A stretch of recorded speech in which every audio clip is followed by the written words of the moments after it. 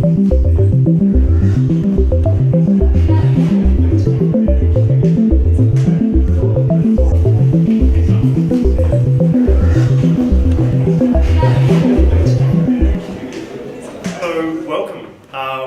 to Parallels, Freeplay's first ever showcase.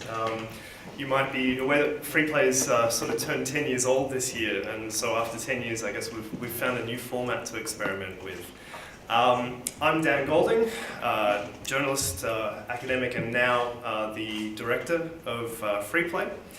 I'm really excited to see what you think of this format. And for you to see the amazing collection of games that we've got for you today. So really quickly, some housekeeping first. If you need to go to the toilet during the performance, I feel sorry for you missing out on any of the stuff that we've got. Don't go out that door, go out here. It's just easier. Also, yeah, I'd also really like to thank Acme in particular, who've really gone above and beyond to make this showcase the absolute best that it can be. There's a really long list of people to thank for Parallels, but Acme are right at the top, and particularly Sean Larkin as well, who's really been amazing. I'd also like to thank the AV guys as well, who've really helped us set up this command center of laptops that we'll be using tonight. So in putting together the showcase, we were really looking for the unusual, the kinds of games that did something that I hadn't seen before, that were visually striking in some way, that stood out. And it turns out that here in Australia we have a huge variety of these kinds of games, a variety that's been growing for a while, but that seems in particular to have exploded even over the last year, I think. So today we're going to hear and see from a lot of these local people who've been working on these games. We've got 9 different projects to show you. We'll hear from their designers about what they've been working on and why. In some cases you'll get to see the games being played live. In others it'll be a little different, so I guess you'll see. So to kick us off, to begin with, we have a game called Push Me Pull You by House. We'll be hearing from the designers Nico Disseldorp, Stuart Gillespie-Cook, Jake Strasser. Michael McMaster is also here, but he's unwell, so he won't be threatening you with his foggy voice. We've seen Push Me Pull You. For those of you who were at the play day earlier today, we've seen it there, and you might have even played it yourself. But it's a game, they say, about friendship and wrestling, which you'll see. It was recently selected for Indiecade this year in the States, and I believe it's to be released later this year. So please welcome House. Thanks very much.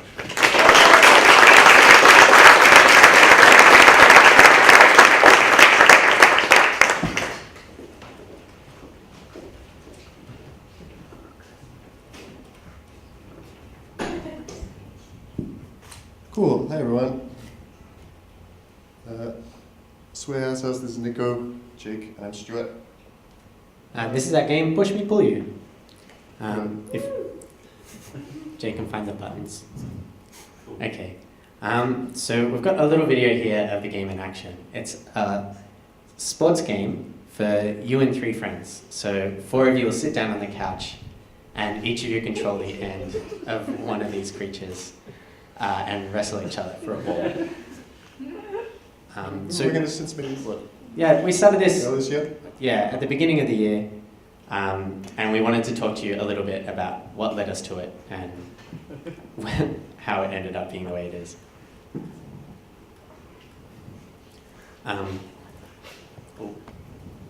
So we started off, before we made the game, we were just playing games together, and these local multiplayer games, particularly this collection called Sports Friends, which is a bunch of made-up sports. So they were clearly sports to play, but they didn't exist until they were in a video game. Yeah, really clearly video games, but working with the language of sports and the kind of forms of sports. In particular, this game, Hokra, was our favorite, which is a really stripped-down, minimal take on something like soccer. It had so much removed, but it still had this really intense competitive, cooperative dynamic. And when it came time to make our own game, we looked at ways that if Hokra was a blank canvas, we could kind of paint something on it. So we made this big brainstorm. This is just our actual document that we've run into over the course of a week. And eventually we arrived at this rule. Each player is the end of the tube, and the tube acts like a wall. Maybe that was the one we just decided like we could actually build a game around. It seemed like the most kind of instantly relatable enough to carry a whole game. Yeah. Stuart drew this picture of what that might look like. And instantly we just knew, yeah, that had everything we needed. There was this idea that if your partner wasn't doing what you wanted and you were joined together, it would just be the most frustrating thing. And that was enough. We were all sold that this was the game that we had to make. So it started off with us making a little prototype of what a body like that might feel like. So we just had it to play around with. And suddenly we were confronted with the question, what sport are we going to make for these creatures to play? So we started off with kind of a conventional ball sport sort of idea of getting something into a goal. Yeah, just like the most basic idea. You kind of add a ball for them to focus around. And without thinking too much about it, we just kind of prototyped that and had a little game all of a sudden. And already this was pretty fun. Like you can see a lot of what happened already in this, which was maybe just a couple days into development.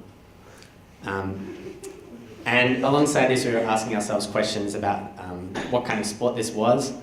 So we thought, who might play this? And this is our friend's pub footy team. And we decided it had to be something like this, something really inclusive that everyone could get involved with. So we think high-level sports are pretty well covered by video games. You've got things like FIFA. We wanted something that was more a game for everyone, played at a low level. It fit a bit more in with our experience of playing these games ourselves on the couch, and these are the sorts of sports we knew.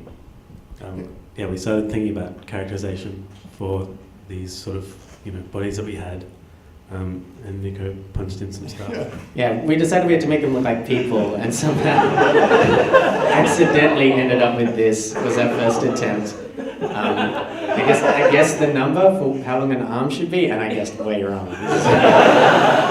I'm sorry. But yeah, so as this happened, we kind of prototyped really rapidly. We'd sit together and play the game every day before we started working, and just try out different court designs. That was kind of our way of making a sport, was asking, where should the goal go? And here there's some out of bounds areas outside the red lines.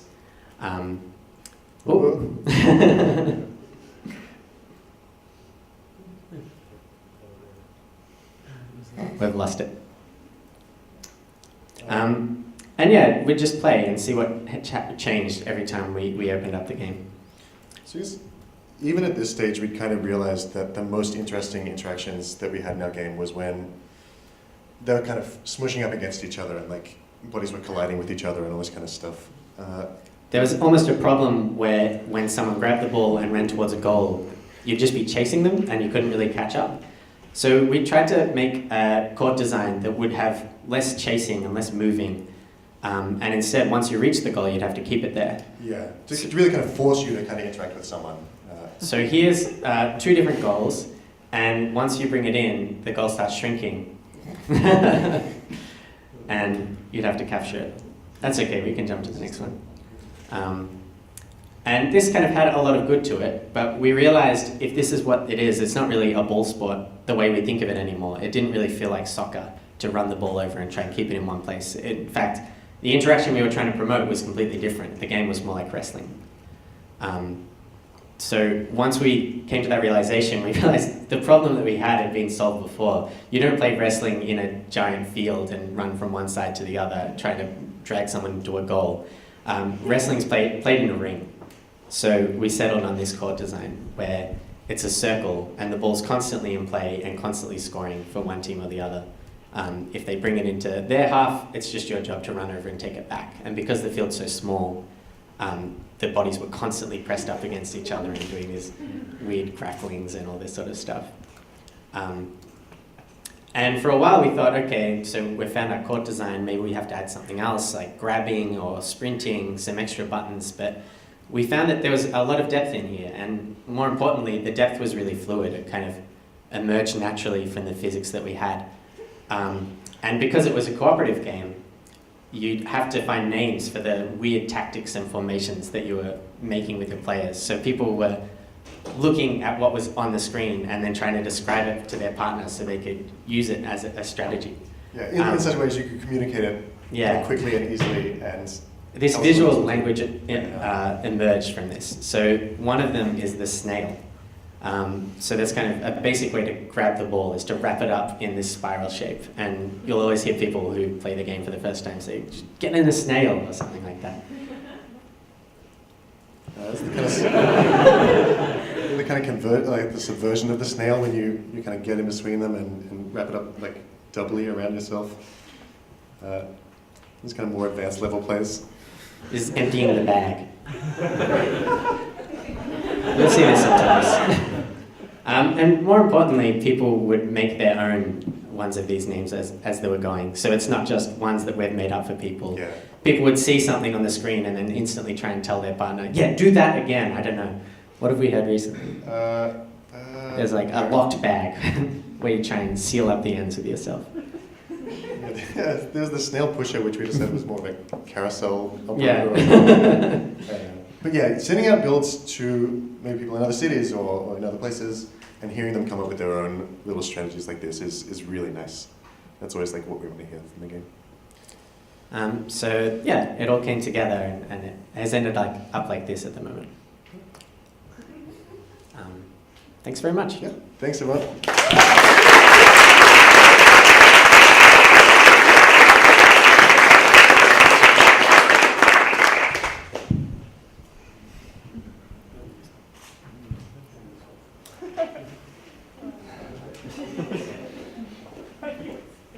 Cool. All right. So next up, we've got Ian McClarty, who's actually giving us three projects in one.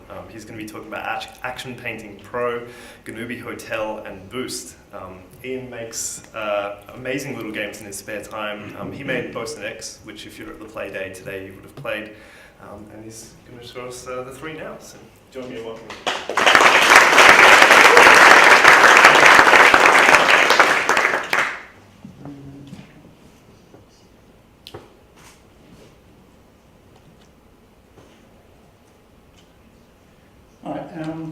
Hi. So I've been making games since about 2010, mostly sort of iOS, more commercial games, but I've started making a lot of smaller free games lately. And so the three I'm going to show you are interesting, I think, because they all tell a very simple story, and they're all slightly political. They're aware of their politics, and they're not games that you can win or lose. The first one is Gonubie Hotel, which is a game about playing arcade games in a small coastal town where I used to live. So this is the volume. It's quite soft. But so this is the start screen, and there's so this drawing is actually from a photo I found of the hotel on the internet, and I was actually going to put the photo in the game, but I thought, well, I was a bit hesitant to do that because of copyright, so I just did a quick sketch of it. But I quite like that because it's kind of, I have a very vague memory of the hotel, so that's reflects that. Okay, so you're going into the arcade, and now you're playing the arcade games, right? And you're playing 4 arcade games at the same time. So there's each one has got a different colour. So there's the kind of Street Fighter magenta one in front. There's a kind of asteroids kind of game, the green one. There's a kind of tunnel racing kind of blue game, and there's a kind of snake red game. And there's so one thing to look at is you've got a limited amount of pocket money to play the games, and that's in the top corner there. And that R is for rands, because this hotel was in coastal town, South Africa. So there's South African rands, and you've started for 2 rand, and it's going down increments of 20 cents. And then there's kind of like sort of techno music sort of comes in, sort of. I wanted that to sort of like emphasise you're getting kind of immersed in these games. I wanted it to be so not really a you can't really play these games with any kind of skill because you can't really concentrate on anything at once. So it's kind of, I wanted that to reflect like sort of the awe of being in an arcade with all these games around, like they're all so amazing, like you don't know which ones to put your money in. And then there's also this kind of reflection, if you can see on the screen there, which is actually my adult face. So it's kind of like me looking back when I started playing the games. And there's a bit of reverb, so each game has its own sound effects, and I added a bit of reverb on to kind of give a sense of space. Probably hard to hear that in here, but if you like there's a bit of reverb in it. And then you run out of money, and then that's it. And then it says insert coin. So if you don't have any money, you can't play anymore. So I quite like that. So you know that's you can't retry anything because you run out of money. So that's it. That's good. So this one is a bit more overtly political game called Booot, which is a game I did in the style of Tom van den Broekhout, who's a game developer I quite like. So it was actually made for a short jam where we were making games in his style. So it's some very simple instructions. You can fire and you can move. So you're dropped off in a military vehicle. You're playing as the guy in the middle. You're kind of obviously some sort of military security guy. And then there's these kind of protesters who are coming and they're protesting about something, and they kind of shitting. So they are quite sort of, they almost look naked. They're kind of skinny, and it's very violent. So Tom van den Broekhout's game is quite violent as well. And I wanted this to feel kind of quite good-like to shoot. So I wanted a nice meaty kind of gun sound. And I had some screen shake in there, and there's lots of like blood, and they drop their banners and they run away. And the actual the sound they make when they run away is this normal sound sped up twice.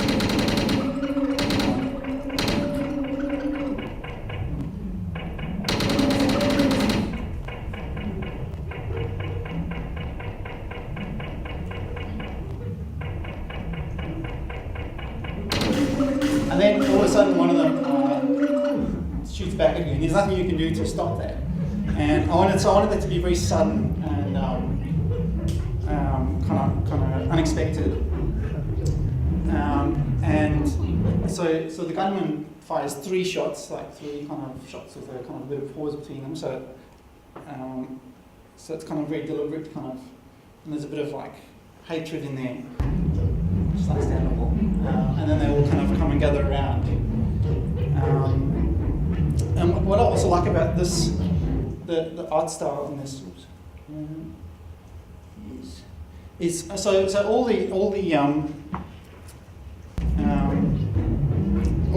the sprites here are all the same images, but just because it's like the screen's more pixelated than the actual images, the pixels go to different sort of places when the resolution is used. So you get all these different sort of expressions from the same image. So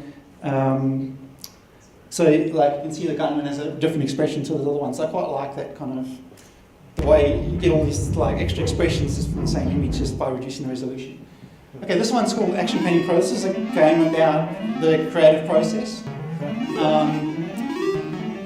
So what you do is it's a platformer, and you jump around from these platforms. You collect these little brushes or tools, little black and white icons.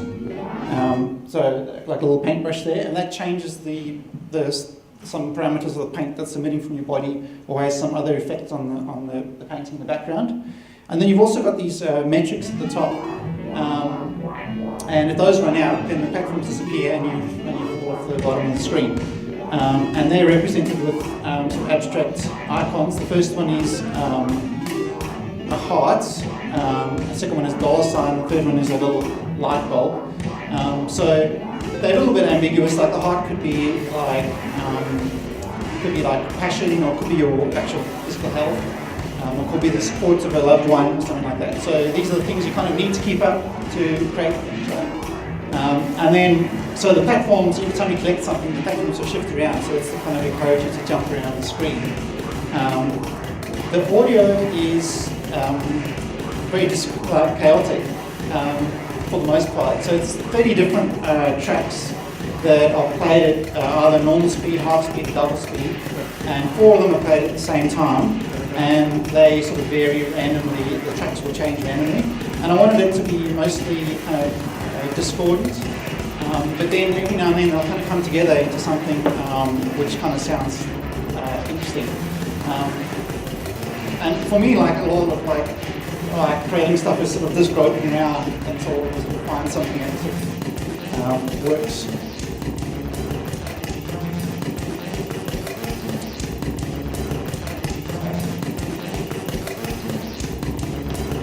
And so I'm running out of the blue one, so I'll put it here. And then at the end, you get to see the picture you made. So, and you can retry this one. So, thanks.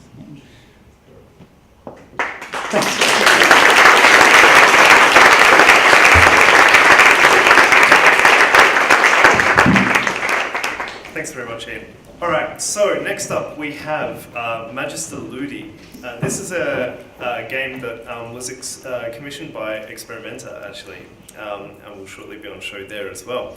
It's the writer, designer, director is Christy Dena. Christy lives in Brisbane. Many of you would know her. She was in Melbourne for quite some time. She lives in Brisbane now, and is currently, I think, on a flight back from an international presentation she's given. So she'll be speaking to us by video, not live, that is. The artist for the game is Marigold Bartlett, who you'll be hearing from later. The sound artist is Trevor Dikes from Soundplay Interactive, and the programmer is Cameron Owen from Attract Mode Games. So Christy's going to give a bit of an intro that she's recorded from us, and then Marigold and this is my negligible contribution to the evening, we'll play a bit of the game to show you sort of what Christy's been speaking about. Hello everybody, this is Christy Dena. Thank you very much Parallels, Freeplay Parallels for selecting Magister Ludi to be a part of your special showcase tonight. Tonight you're seeing a sneak peek of Magister Ludi, the game which has been commissioned by Experimenta for their 6th International Biennial of Media Art. So we'll be touring around Australia for an installation as well as being available online. Magister Ludi is an escape the room game with a twist. It plays with 3 different concepts of things that you need to escape on a conceptual level. The first is escaping the need for external validation regarding your knowledge and intelligence in terms of schooling. The second is a bedroom you need to escape, which represents escaping from thought processes that keep you in unequal and abusive relationships. And the third is a room in which you are going through the decision process to escape a cycle of poverty. And the decisions that one can go through, that one can go through to actually sort of keep them in a cycle of poverty. So it's not a game which is basically saying that we are at fault when it comes to abuse and poverty.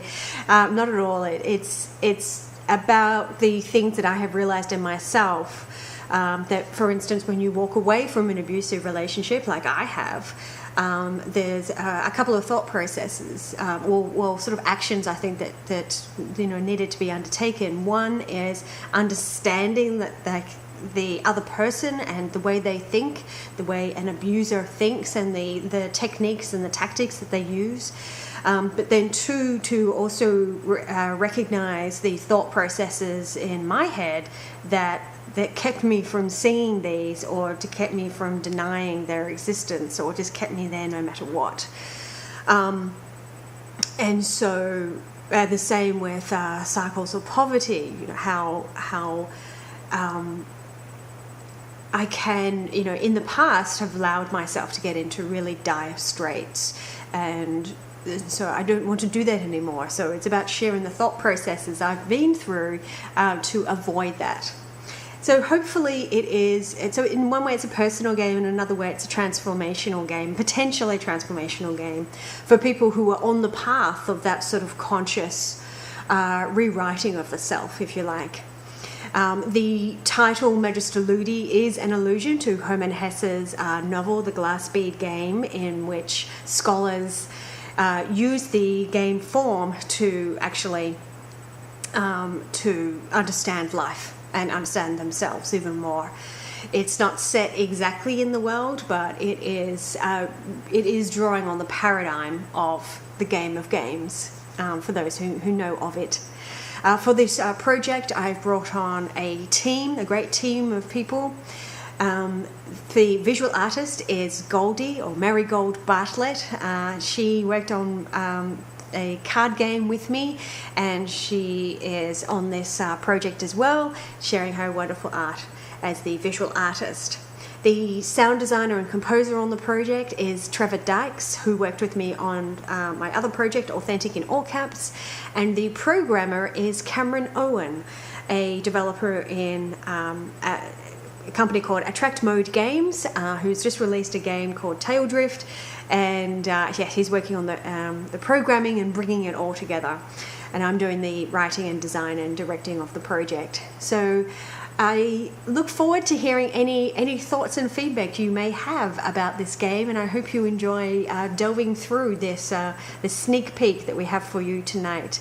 And thank you once again, Freeplay Parallels, Dan. Okay, bye.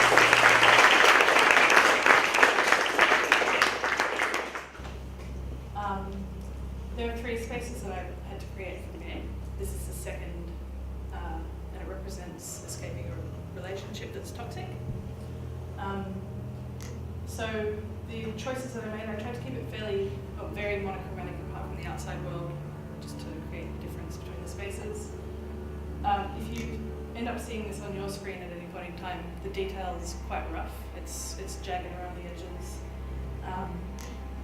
and it feels a bit frayed, which was intentional. The first scene is really crisp, and the third one's just a mess, which represents what's happening in the game as well.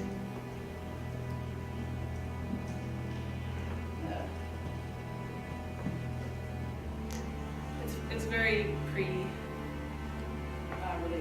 We're still working on it.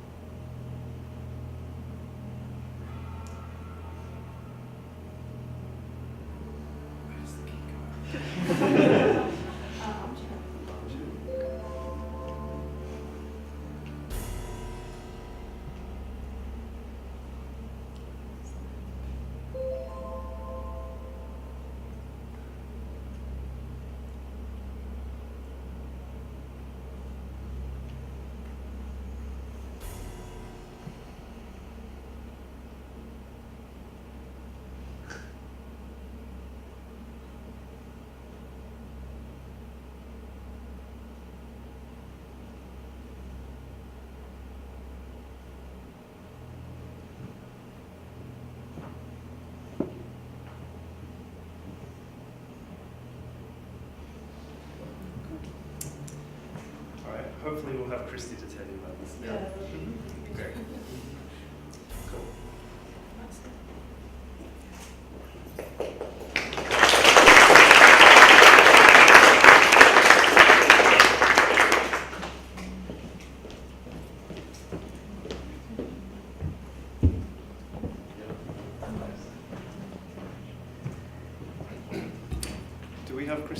We don't. Okay, we don't have Christy. Well, the video is actually going to be, I'm pretty sure it's going to be made available, so I'm sorry that she hasn't been able to talk to you today, but we will direct you to that on our site when that goes up, so you'll be able to see her introduction to that. But at least we got to see the game. Okay, so now, next up is this. There's that note. That's me. Where is my notes? There's my notes. Okay, so next up we have... good. Okay, we have Movement Study 1, which is a game that's been created by Sam Crisp and Marigold Bartlett, who'll be speaking to you today, and Jamie Anderson, Adrienne, Owen, and Alexander Perrin. It's a project from, some amazing local designers and artists who I believe found each other at RMIT's game program. It's also one of the most distinctively Melbourne games that I think I've ever seen. And I don't mean that in a sort of cliched way, but in an authentic, sort of almost indescribable way, which I hope you'll equally appreciate by the end of this. So great, so we're going to have Marigold and Sam to present to us now. Thanks very much.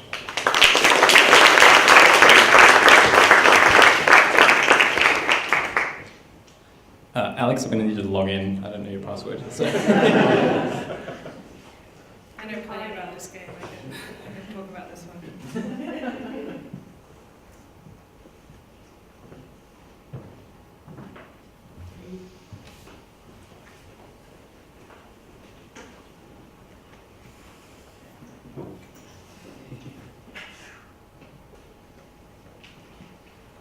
Okay. Hi, I'm Sam Crisp. And I'm Marigold Bartlett. And this is Movement Study 1. So I like to describe this game as a new realist movement simulator, but it can be loosely seen as an adventure game. And it's about this girl, Darcy, and she lives in Melbourne. And we open the game with her looking at this map on her ceiling. And you can sort of mouse over these different hotspots and press A to cycle through things that she's thinking about, all these places she wants to travel.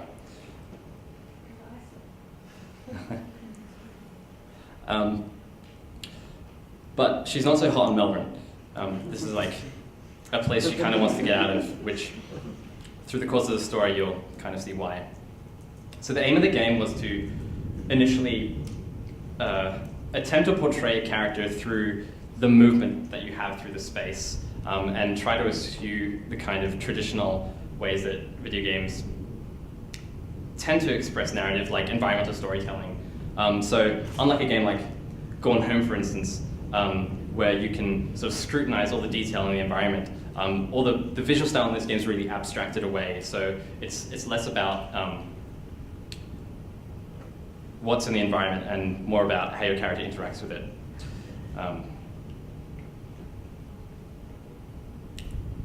Another example I like to say is that it's not a game about what clothes you can choose to wear, but sort of how you choose to wear them, with this kind of continuous movement. And so this is supposed to be Darcy's parents sort of arguing in the next room, and she just really wants to get out of this space and sneaks out.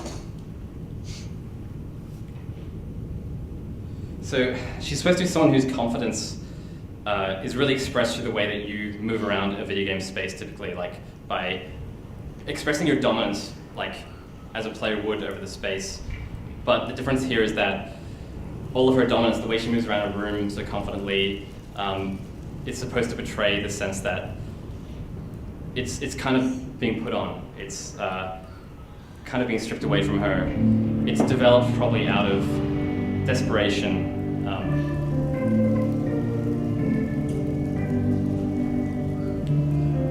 And since there's not a whole lot of gameplay in the scene, but the art is stunning, I'm going to get Goldie to talk about the art here. The concepts for this environment have all come from personal recollections. I actually grew up in the high-density concrete jungle of Port Melbourne, and my family's lived there for like 160 years or something. So my recollections of northern Melbourne that we've built are those of an outsider. So I think that the details that I've picked up are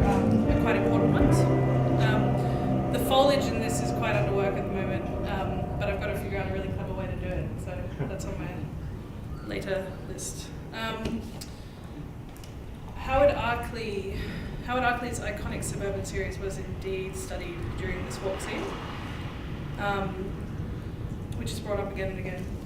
But it was kind of hard to avoid putting up some of those images, I think. So often I see Australia represented by crocodiles and knives, so it's been really nice to play with something a little more down to earth, which I feel represents the parts of Melbourne that I really love. In terms of tech stuff, it was fairly straightforward. We referenced the houses from Brunswick, drew up the concept art, and then built them in 3D. The environment was created by Perrin, using vertex colors instead of traditional textures. We found this to be a great solution when translating the desired kind of Daniel Clowes and Adrienne to me graphic novel style into a video game. When I developed the characters, I also drew upon a lot of American media, surprisingly, because it does have quite a Melbourne tinge. Darcy and Clara are the best mates, and they're from the same school. Their age is deliberately ambiguous, but I reckon that this is probably the first summer after they finished high school. Darcy's parents are alcoholics, and she feels trapped between staying and trying to fix her family at that age, and her intense desire to leave and to get out. Clara, on the other hand, lives on the same street but comes from a more fortunate household. She has a lot more opportunity but also a lot more pressure from her parents to succeed. They both suffer the anxieties of the future but in completely different ways.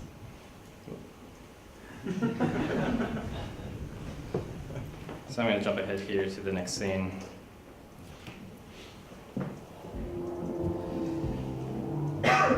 So Clara and Darcy end up going to this bar.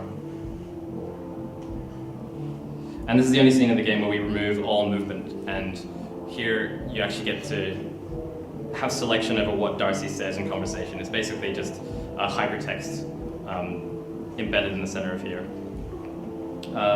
So people like Tim Schafer and like the early graphical adventure game pioneers, they were like figuring out all these things you could do with presenting dialogue options in games beyond just like choosing what you want to say. For instance, they would like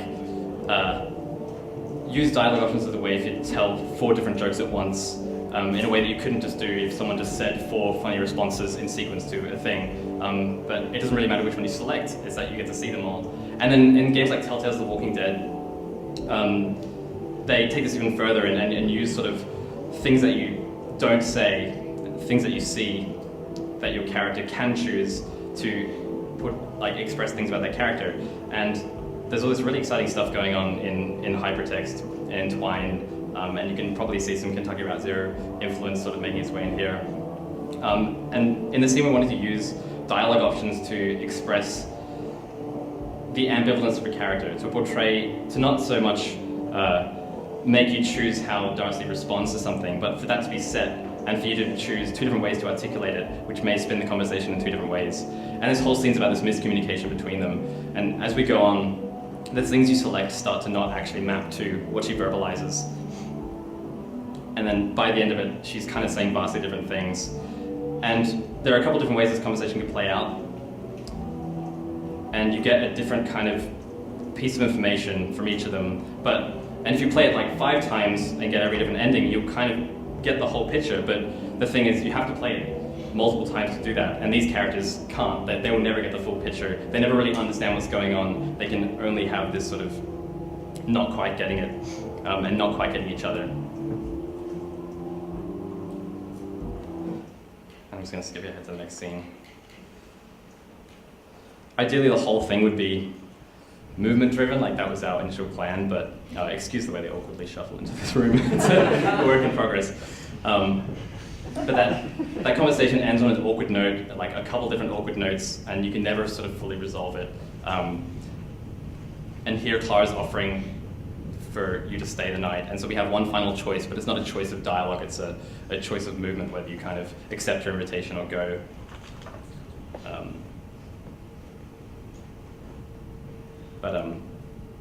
Yeah, no matter what you choose, she rejects the offer, and we sort of end on this note of her home being this burden to face.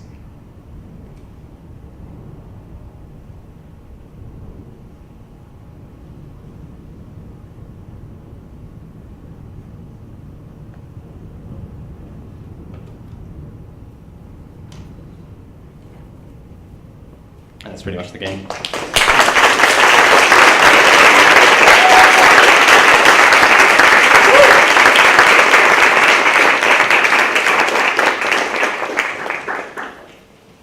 Thanks very much. Cool. All right. So next up, we have Ben Weatherall and Jason Backer, and they're going to be talking about their game Futurevoximaginarium.exe, which is one of the number of projects that have a link to music for today. I think actually all of them are sort of intrinsically music-driven, even though I keep thinking visuals are the most important point. But equally, Futurevoximaginarium, like all our games, has a distinctive visual appearance, and thanks to Ben's wonderful and distinctive voxel style as well. So, if we are ready, I'll take that silence as a yes. I will hand over to Ben Weatherall and Jason Backer, please.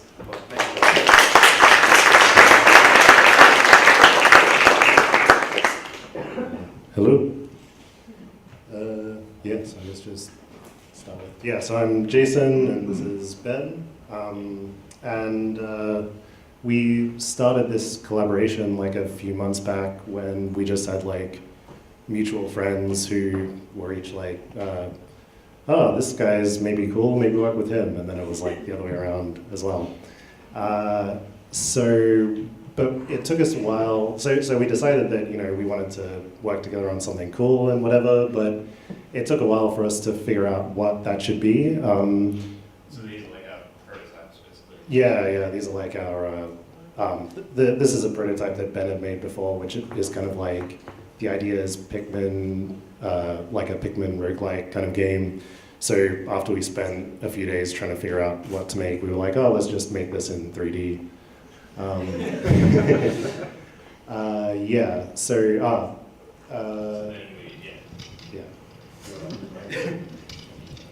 I guess we just tried to make like a weird 3D version of like this game that wasn't even like an amazing idea kind of thing. It was like maybe there's like Pikmin running around, maybe there's just like sine wave bubble and everything. And I guess we didn't really know what we were making kind of thing. Yeah. And it also like we were trying to like get like cool gameplay in there and for it to feel like it flowed nicely, like with killing more creatures and leveling up your dudes. But when we got it to that point, we realized that that just wasn't what we were super interested in doing. So we decided instead. Well, I guess we'd just been talking about it and we were like, maybe it's in the future.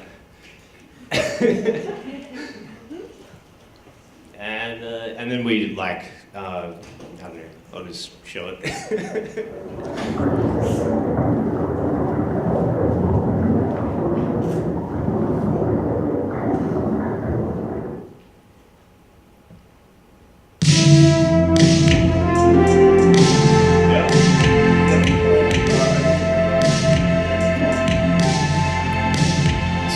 I guess we just kind of went over like the best elements of what we had from just messing around, because we were kind of just like game jamming or whatever, like 1 or 2 days a week or something like that, and we're just like, oh well, we've got these voxels, we've got this weird idea of controlling creatures that was a terrible idea kind of thing, and like one of my friends had just been mailing me like a whole bunch of his music and stuff, and I was like, oh, well, maybe we could just put that in there and it could just be like a kind of music-y thing. Like, because we didn't want to sort of scrap what we'd already created kind of thing. We were like, well, maybe we should just finish it off into something kind of thing. So here there's kind of like a bunch of like, I don't know, like future survivors, which are like post-global warming, like after everything's like flooded or something. And like we weren't really trying to like predict the future. We were just like, oh, maybe there's like pineapples on the ice cups. Maybe there's like, maybe there's like robots and stuff.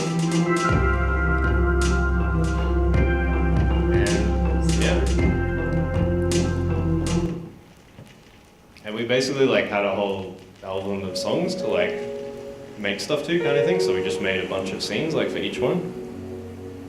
And sort of like in the next scene there might be some of the same characters, but they're like slightly changed or whatever. But it doesn't really like have an actual story. It's more just about like, I don't know. Do you call it a tone poem kind of thing? Yes. Yeah, cool. Next scene. Yeah, this scene's pretty cool. So we got some sort of like dream sequence thing. Where's my iPad? Yeah, so they're basically like kind of, this is the person dreaming about like magical iPads. Yeah, the good times that they used to have playing with like digital devices. Yeah, I'll skip forward.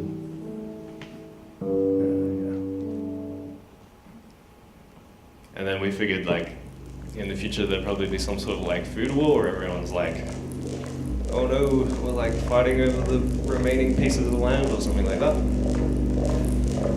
So we made this kind of disturbing flickering light, like pigs with guns world kind of thing.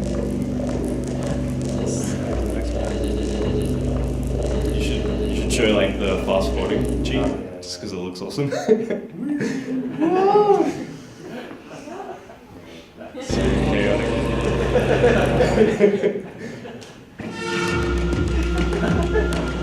And here they're sort of like riding around on a big dog like robot thing.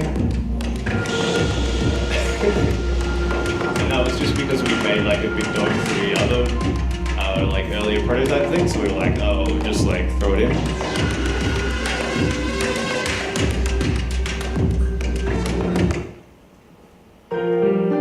And like this is the final area, I guess, and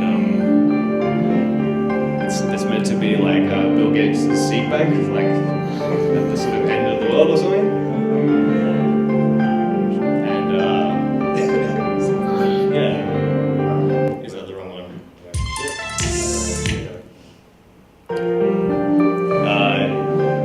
And also our friend like Adrienne does a whole bunch of voice acting and stuff. So we were like, well, maybe we should just put some weird thing in the end where you're like talking or something, and give them some sort of conclusion that's like it's like different to the rest of the game.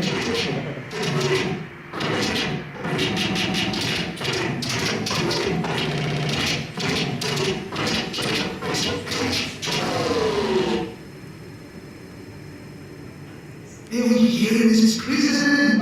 Why have you been connected here? And yeah, let's go.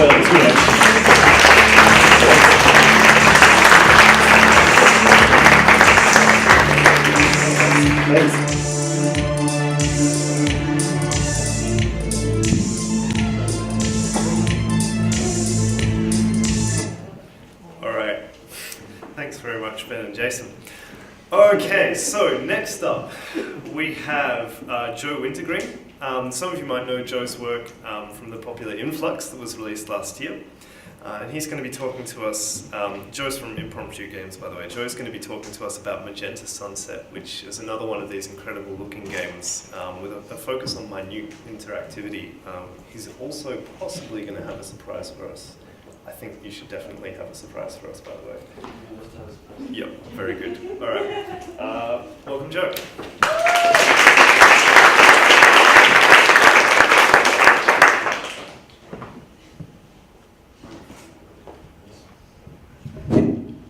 Hey, so I'm Joe Wintergreen. I have a company called Impromptu Games here in Melbourne. Yeah, you might have heard of it from Influx, which, if this comes on, is going to look like this. So yeah, I'm going to talk about a game called Magenta Sunset, which is a puzzle game. No, wait, no, it isn't. Influx is a puzzle game. A new game that we're trying to get made called Magenta Sunset, which is an adventure game, kind of an immersive sim-ish first-person adventure game. Made with Unreal Engine 4. It's about a character who... Hey, there it is.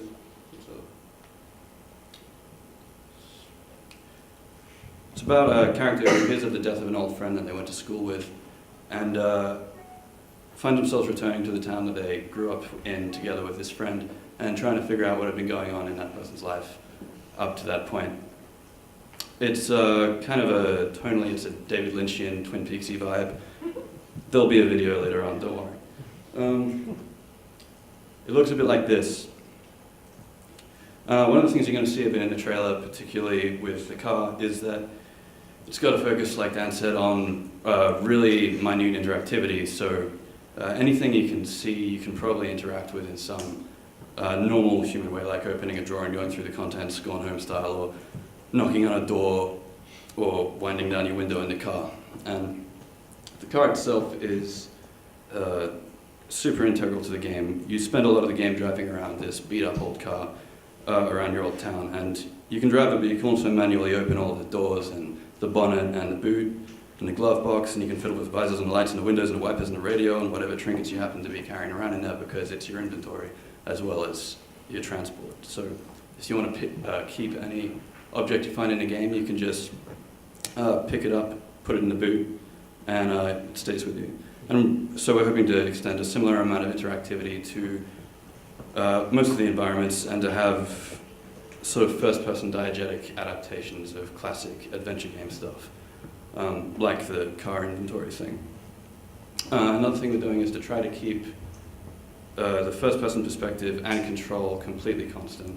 Most games that try to do that for whatever reason still have a bunch of edge cases where it'll, take control for some weird reason. Like, so in Magenta, if you're having a conversation with somebody, your camera doesn't suddenly lock onto somebody's face and you can't do anything. You can keep walking around the room, talking about the things that you find in the room with the person you're talking to. The visuals are kind of an emulation of the games that we thought looked super impressive, like in the mid-90s. When 3D was just taking off, especially Interstate 76, if anyone remembers that. Yes. So we're using really low-res, unfiltered textures on low poly, unsmoothed meshes, but we're also using a state-of-the-art engine with awesome post-processing and lighting and all that. We're using Unreal Engine 4. So it kind of looks how you remember those games looking, but they really didn't at all. And doing that lets us take kind of an impressionistic approach almost to generating the content, especially the levels and whatnot, and also lets us generate cool content really quickly. That scene I made in an hour and a half from nothing. Actually, I'm ready for the video now. Video guy in the booth did the booth.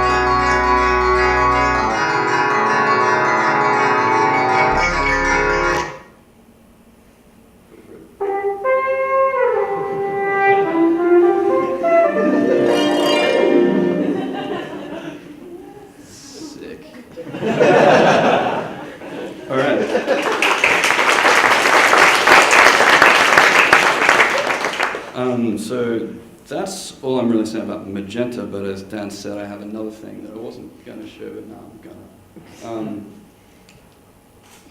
So this is something called Spacething. It's completely different. I've only been working on this for a few weeks. This is a game where you wake up on a spaceship inhabited by a sentient computer. He's not Hal, don't worry. And you can navigate around space with it, harvest resources, and use them to renovate the ship and furnish it and build it into whatever kind of space home you want it to be. Kind of like The Sims meets Minecraft on a friendly spaceship. So you renovate the ship by talking to the computer. So I think this might be a ship Trent already built. So if I walk up to this wall, I can press a button and call the computer. He's like, yeah. And depending on what I'm aiming at, I'll ask him about different things. So, if we say, that wall there, add another room. We get one. We can talk to him really quickly if we want and make a hallway. We can delete walls, just, hey, that wall, destroy it. Doing it. That ceiling. Ditch it. Can I do it? That's the edge of the ship. So if I try again, maybe he'll be a bit more verbose. That would destroy the ship. Bad idea, vacuum. So he's watching you back a little bit. I can add a bunch of rooms. I can make a room of pretty much any size just by making more rooms above and deleting the floor. I can get rid of a room. I can't get rid of a room while I'm in it. Oh, wait, I can. Feature, everybody.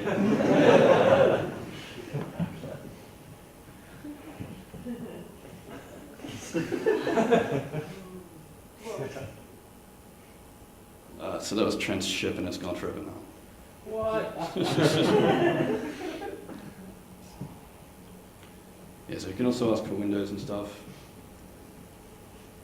And I'm hoping to expand this to be like a lot more, have a lot more things you can do with the ship, have you be able to furnish it, and then have maybe things go wrong, like maybe the artificial gravity gets busted and all your stuff that you painstakingly placed around your ship starts floating away. Maybe you get attacked by something, I don't know. But yeah, so come and talk to me about what you think would be cool in this game because it's only about 3 or 4 weeks old. And yeah, I guess that's Spacething and Magenta Sunset. Follow me on Twitter at JoeWintergreen if you want. And oh, important thing. I don't have funding for either of these things, so I'm not sure if they're going to get made. If you have any awesome ideas as to how I can get that, you can come and talk to me about it, or you could just help by buying Influx on Steam, or I had launched a Patreon today, so you know what to do with that. All right, that's it.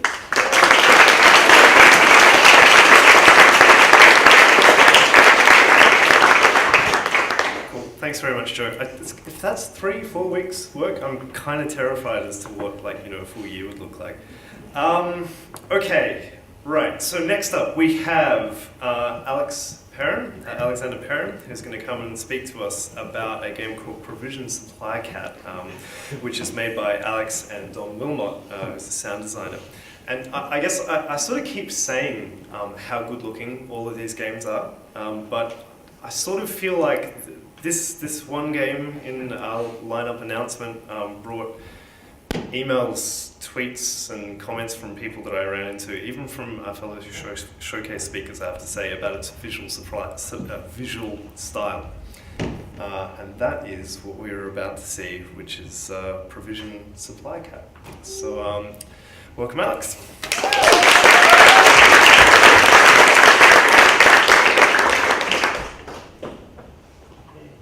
Hi. So yeah, I'm Alex, and this is a Provision Supply Cat. Hi, I'm Alex, and it's Provision Supply Cat. It's a poorly working title, and if you can give me any better recommendations for a title, I'd like to hear it. Essentially, I'm just going to give a quick preface before I speak, because I can't multitask. I'm creating this as a technical study in motion and sort of trying to create really tactile and interesting sort of palpable environments and dynamics. I've long had a fascination with machines and sort of weights and inertias and all this kind of thing. But I'm often a little irked by the fact that it's often overlooked within virtual realms. It's mostly because of technical constraints and because tweaking a physical object until it behaves exactly like it is in the real world takes many dozens of hours. But this is my little attempt at trying to contribute to that cause, or my cause, or whatever. So I'll give it a shot and hope everything doesn't explode. But yeah. So what now we do? So essentially you play this little rogue cat figure. It's got ears, tail is to come. But essentially your duty on this little mission is to carry this crate here up to a monastery. It's a hut at the moment, but you're delivering a supply. And you do that by just interacting with the little machines that you find around the world. So I mean, it's a linear world, but yeah. So, there we go.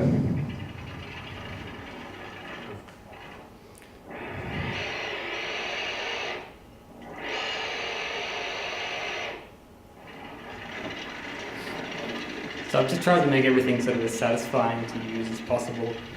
Make everything nice and weighty and whatnot.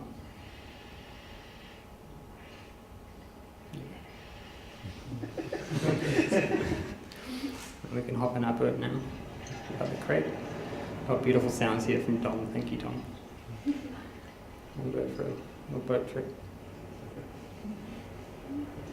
So, that's why on the trip. Just like secondarily, it's been an exercise in trying to really merge physical mediums into the like virtual realm as well.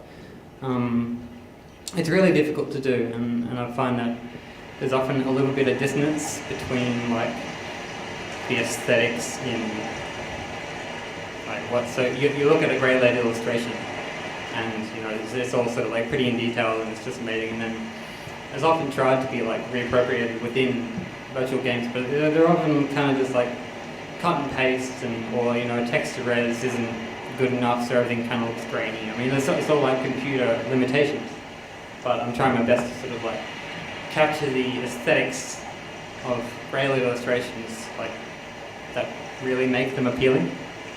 So not just like my like selling point for this, or my attempted selling point, is that it's not a game with pencil illustrations, but it's a game with the same sort of aesthetics, or like the same aesthetic pleasiness that you have from grey illustrations. Yeah, let's keep going.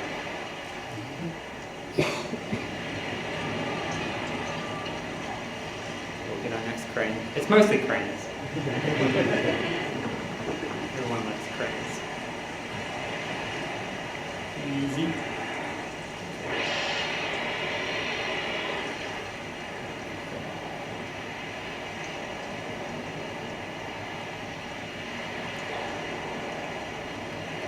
This part's tricky.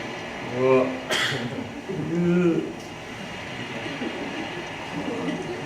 Yeah. Yeah. Alrighty. We'll keep moving. And this is a walking machine, which is kind of part of the project. It actually started off as this. I wanted to make a walking machine. So, do now, whoop, okay, get in, yep, cool. And we can use this to take the crate for a little walk. It's a bit mangled at the moment, but I guess okay. Okay. Just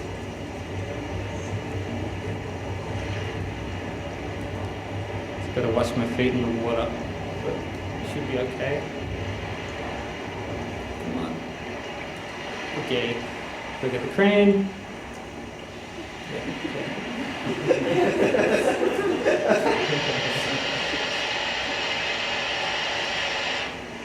Yeah, nice.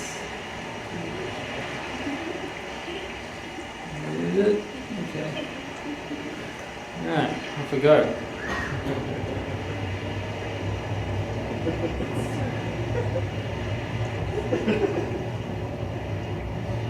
So it's got a bit of nice little wilderness, a bit of silence, it's kind of nice. It's just a short walk for the moment. There should be more to come, but it's enough for now. Birds.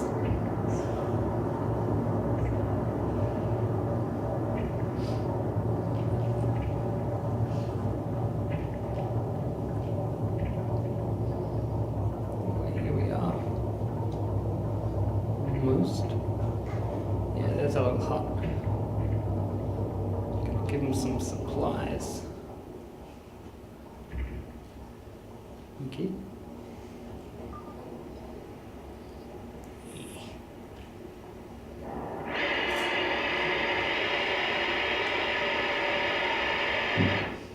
Success. Great. And then I guess we go do it again. Yeah, that's it.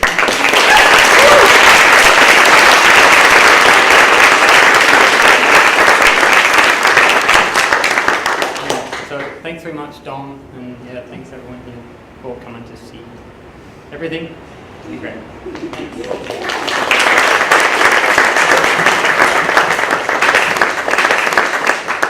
Alright, so now we're going to go to another video presentation. Now this is from SK Games. SK are in Perth. So we're going sort of all around the country, sort of in the last 3 presentations or so.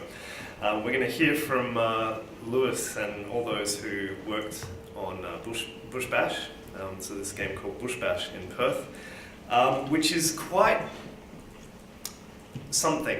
It's quite something. I'm sort of not really sure how to introduce it, except to say that if Movement Study 1 was Melbourne, then Bush Bash is Australia, or possibly Australia. But you'll see. I think it's amazing. So we'll hear from them now. Cool. All right. Cool. Hi. We're SK. Some of SK. Some of SK. Yeah. Most. My name's Louis. This is Megan from the left. Chris, Blake. They did things that they're going to tell you about. For example, Blake. Hey. I did the code for Bush Bash. Yeah. That's what I did. Yeah. Lots and lots of code. Lots of that. And I helped on the hardware and stuff. Yeah. We made like guns work, Arduino's work, and the steering wheel, and a bunch of input stuff work, and yeah, 2D racing game. That's part of it too. Chris and Megan are the art team. So, we did the sprites. 350 1 million hours of sprites. 350 sprites. All at the same resolution. Yeah. Yeah. So butthurt. Many pixel hours. nightmares. So we make local multiplayer games exclusively. Oh wait, no, we do other stuff. We make local multiplayer games. Bush Bash is a racing and shooting game, made out of a car. Pew, pew. I suppose we'll probably put some footage of it in the video, so like that'll explain it better than that. Hopefully. Yeah. Could you do the whole and here's some footage, and then you can just like cut the footage in there? That would be pretty pro, hey? Nah. And here's some footage. Here's some footage we prepared earlier. Anyway, in case that doesn't happen, then Bill will be iterating. Well, we'll hand it over to Bill. It's never done. It goes well. Our game isn't really released. This is about as far as it got. But then we're working on it. It's never really done. So, we've got a guy called Bill who's working on it. He's never here. What do we hope for it in the future? We want to make it better, make the stuff work. More portable. Well, portability is a thing. It's on wheels. It's a problem that we face quite regularly. With a trailer. Yeah, it's possible. We can move it. It's just At least a couple of meters. It's not practical. With limited blood. What we're saying is it might take a while, so stay tuned. We're not going to bring it over east. It's half a car. What do you people expect? What do you want from us? But hey, it's in Perth. It's set up. It's not set up actually. It will be set up. It'll be at a lot of events in Perth. So it's 3 months all up. The whole process, like the car, the programming, the art. Yeah. Oh, and Sophie should be here because she did a lot of the the racing stripes. Body work. Yeah, a lot of the body work. Yeah, she definitely put a lot of work into this. Into the body. So, you know, like, imagine that she's here. Because, I mean, yeah, and then Kai was great. You know, he was there the whole time. In the office, he was there. He was physically present. Yeah. So that was really nice of him. Moral support. Yep. Thanks for hanging out, bro. Yeah, and, you know, I was paying him, so I feel like that was the least that he could have done. People respond to the game? I pretty well. Yeah, really well. Yeah. Seems, yeah, the kids love it, you know. Oh yeah, they can't help themselves. They fall over themselves to get near it. That elusive high score. There's always those two jerks that just have the high score. The whole night. In all seriousness, because they rock. The game goes down all right, except for the fact that these guys lock in high scores 5 minutes into the night, and yeah, they're good at it. So nobody can beat that shit. You know, nobody. Could probably use a bit of tweaking. There's dudes camping it all night and they still can't do it. So, you know, they're trying. Yeah. Cool. Was there anything else? Plans for the future. We can iterate on the game itself, and we'd also like to fix up some of the hardware issues. Replace the gun with a better gun. Replace the steering wheel with the steering cog with a better one, and replace the car with something that we can actually take around on tour. Anyway, we'll work on it. We'll get some stuff done for it eventually. At some point. So that's pretty cool, right? Okay, so now how do you follow that? Actually, you follow that with a game music hybrid group with 5 projects in one called Control Coder, and this will be our last project to take us out. They're going to come together. This is their setup over there. They've created, and we'll hear a little intro, I think. They've created these 5 amazing bespoke devices that are half game, half musical instrument. The directors of the performance are Maze Wallen and Amani Nassim. Sorry, I never said the name. Control Coder is the name of the group. Control, CTRL_Coder. Directors are Maze Wallen and Amani Nassim. Producer is Sina Morris, who you'll hear from in a moment. Exhibition designer is Josh Cousins. Performers are Don Wilmot, Martin King, Evan Sparks, and Alex Beck. So please make them welcome.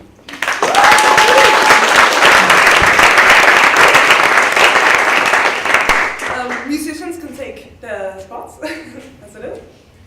Hi, I'm Sina Morris, and I'm the producer for Control Coder. And I'd like to introduce to you the directors of this interactive, playful art exhibition that we set up. We have Maze Wallen and Amani Nassim, as well as our design architect, Josh Cousins. And what we've been working on for the past several months have been to get together 5 teams, each including a musician, a game designer, and an artist. And then we pose them this challenge.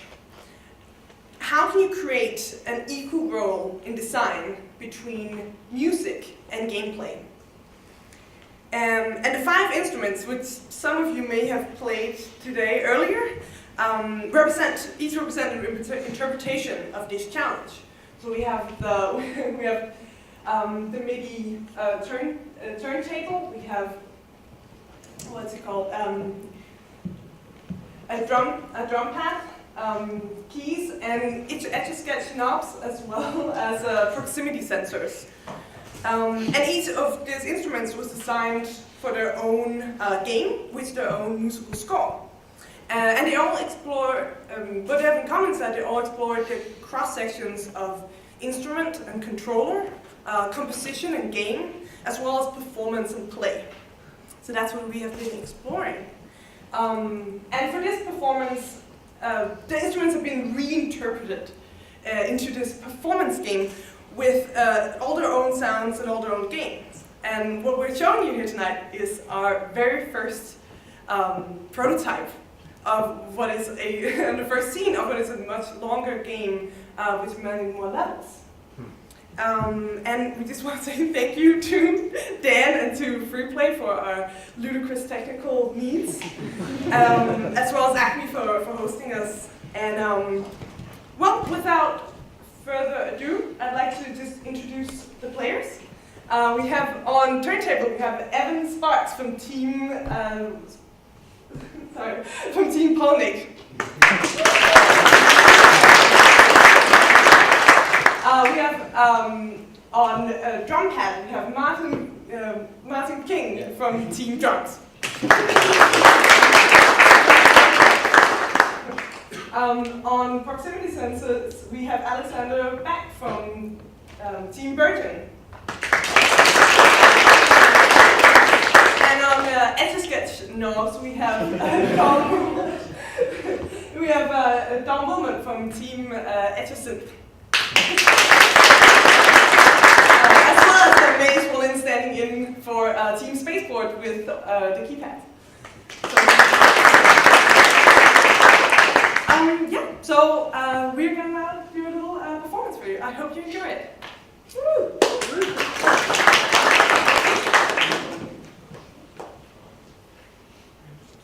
Inspired by Ian's game, We're just gonna play it like this because it's big and like.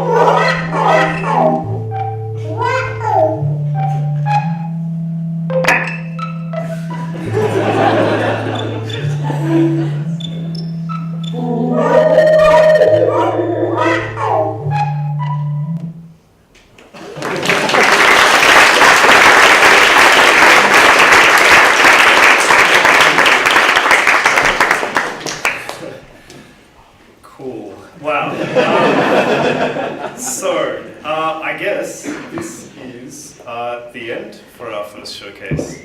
So you've seen our 9 amazing projects and 9 amazing groups of people. I guess to wrap up, I would just like to thank Acme for having us, and once again to Sean Larkin for hosting us and really, helping us assemble this, amazing array of computers and, a second set over there as well, and Jay, the AV technician here has been an amazing help as well there. I'd also like to thank all our volunteers at the Playday earlier today who made that possible. I'd also like to thank specifically Ben McKenzie, Chad Toprak, and Terry Burdak, who have all put in amazing efforts to help me stay a normal person during the planning for this. I'd also like to thank all of our amazing speakers and their terrific projects, and everybody involved in Freeplay, our helpers, our board, our new chair, Trent, and to all of you who came and saw our new thing, our new showcase, and to all of you who continue to support Freeplay after 10 years. You might remember that when we announced this a few months ago, we also announced 10 days of Freeplay coming in April. So keep an eye out for that.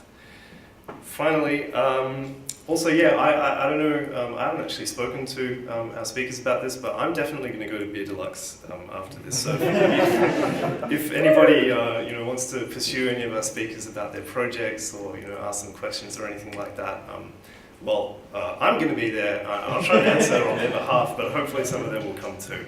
So thanks very much. It's been great to show you these projects. Thank you.